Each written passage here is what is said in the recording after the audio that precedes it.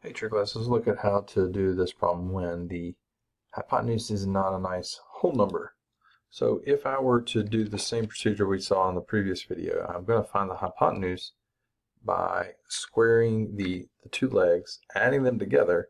But you can see here when I do this, I get a decimal, a number that's not a nice whole number. So what you want to do in that case is you want to take this out from underneath the radical.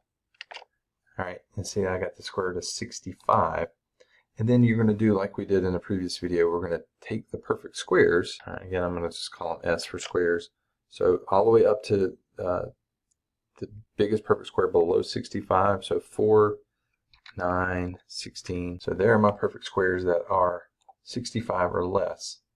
And then I'm going to take that list and I'm going to divide 65 by it.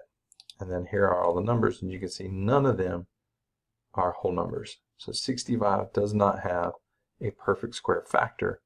So that means that this third side C is the square root of 65. So now when I make the sine, the cosine, the tangent, stuff like that, just like we did before, I'm still going to use the same definitions as we saw. So opposite the angle theta is B. So this is opposite. A is the side that forms the angle with the hypotenuse. So angle A, side A is the adjacent side, and C is the hypotenuse. Now sine is opposite over hypotenuse, which would be 4 over the square root of 65. All right, so I'm going to type that in there and tell it to check the answer. It likes that.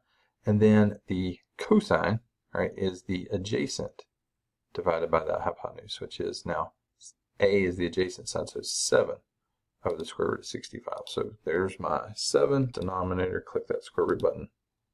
Square root of 65 down there. Okay. And then tangent is opposite over adjacent. So opposite the angle is B.